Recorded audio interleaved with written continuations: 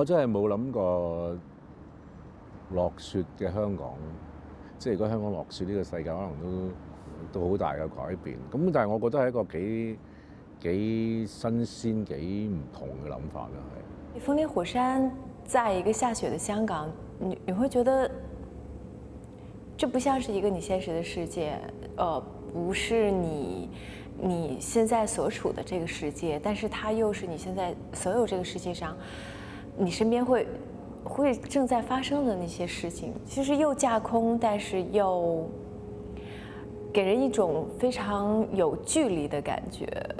每一個角色好像都是在演導演的一部分。那李幼彤，我覺得跟他蠻像的很多地方。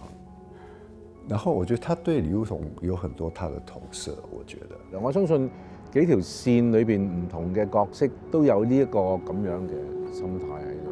係咯，什麼世界？在現實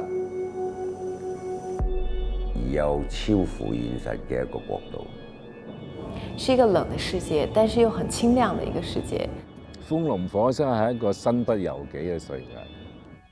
我們看到這個世界，你覺得很開心、很漂亮、很好得意啊！那些把那些亮麗的顏色拿掉，那這些亮麗的可能其實只是假象。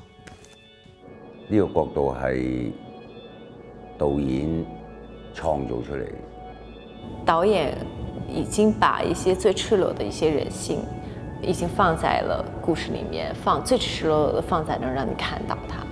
活在這個假象，覺得還不錯活的，可是把這個假象拿掉，它可能就是風林火山那個，其實是很灰的一個世界。所以搞不好我們的世界也是一樣，真實的可能是這樣子。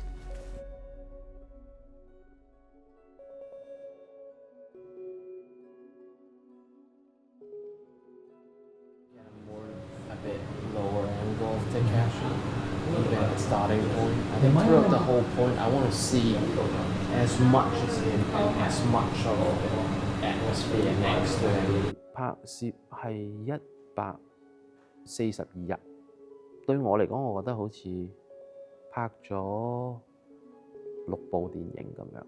That's the closest we get with Takashi in the freezer. That's his closest moment with the camera. And then we turn and he drags the person out. It's all action orientated. I think Takashi will keep it as cold as possible. 因為我冇刻意去分邊個角色係主角，邊個角色係配角。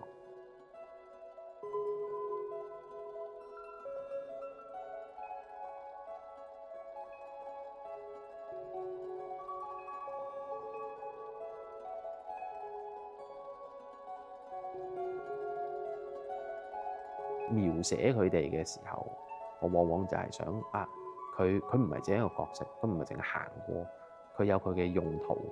咁佢個角色背景，佢點樣成長？點解佢會叫做呢個名？佢真名係乜嘢？佢嘅花名係乜嘢？點解佢身邊嘅同事會咁嗌佢？即係好多呢啲角色嘅 development 係喺我寫《風林火山》嘅時候，我某程度上就係好瘋狂地用咗一個每一個都係有血有肉嘅人去描寫佢哋，都係 around 同一個時間開始，我就會同佢講即係我認識嘅你已經足夠啦。去到聽日我再見你，我想係見到你電影裏邊嗰個角色。即係我見到青雲嘅時候，佢已經唔係青雲啦。我想你係黃子達啦。我見到古生嘅時候，佢已經唔係古生，佢已經係青雲星。所以因為我覺得呢個係一個盡早投入嘅其中一種心理嚟嘅。